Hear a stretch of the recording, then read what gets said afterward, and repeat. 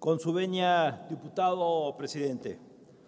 Compañeras diputadas, compañeros diputados, las modificaciones que se hicieron en materia de derechos humanos a la Constitución en el año 2011 constituyen un cambio en el modo de entender las relaciones entre las autoridades y la sociedad, ya que colocan a la persona como el fin de todas las acciones del gobierno.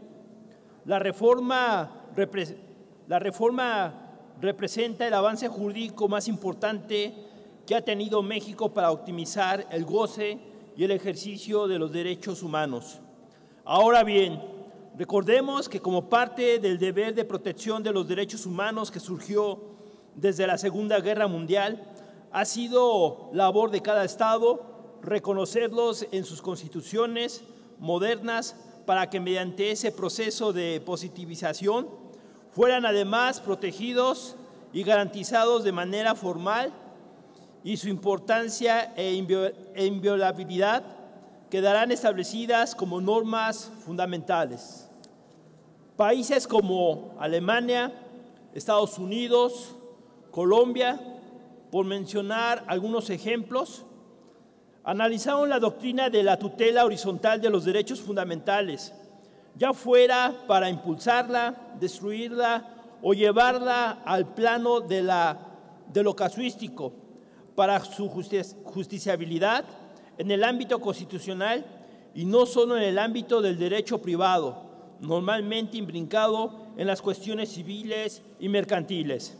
De igual manera, la vigencia de los derechos fundamentales en la relación entre particulares ha sido examinada por tribunales internacionales, cuya doctrina se ha ampliado de forma importante a través de los años y ha conformado una fuente importante del derecho local de sus miembros.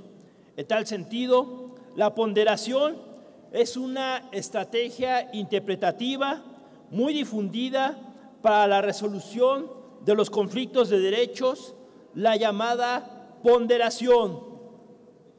Se trata de una estructura argumentativa usualmente invocada tanto por los dogmáticos que se ocupan de estudiar los derechos fundamentales y sus conflictos, como por diversos tribunales constitucionales.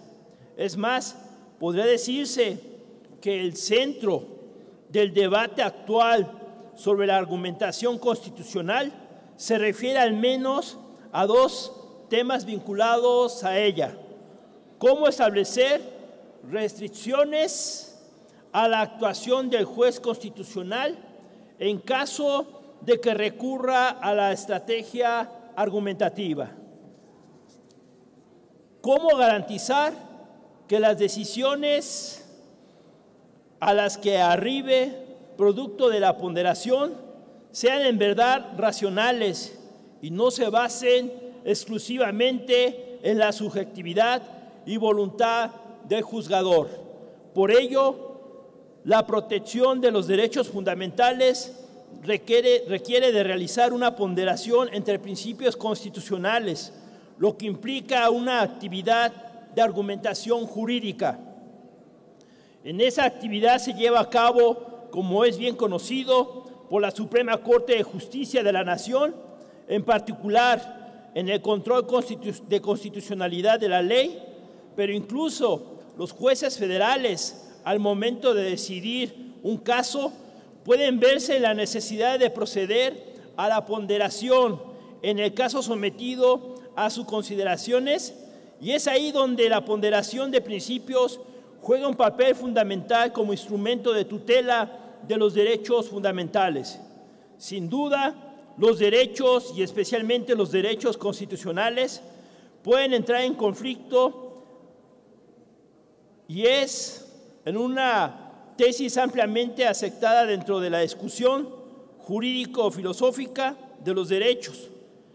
Y autores como John Rawls, en su teoría de la justicia, como Ronald Dworkin, en su teoría de los derechos en serio, y Robert Alexy, en su teoría de los derechos fundamentales, aprueban claramente la posición conflictivista de los derechos.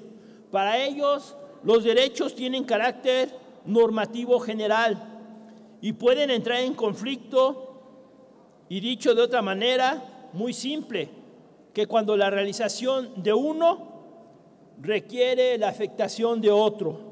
Ahora bien, la ponderación es una metodología adecuada para evaluar la corrección de los argumentos y decisiones que tomen los jueces constitucionales en el marco de control de constitucionalidad, en los casos de conflicto entre principios que expresen derechos fundamentales, en particular por su estructura que los asemeja a la noción de principios y no a la de reglas.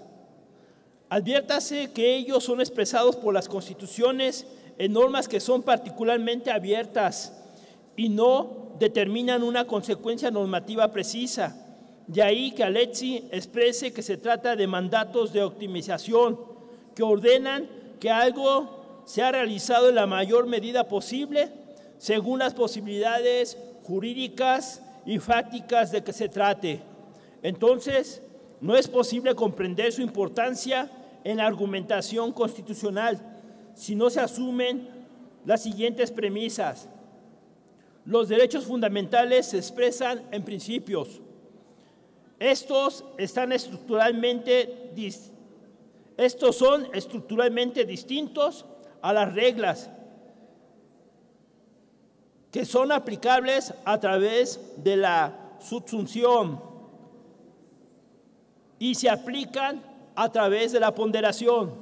Ahora bien, si bien es cierto que ambos principios de normas poseen estructuras diferentes, debería corregirse que el modo de aplicación requiere una metodología también diferenciada.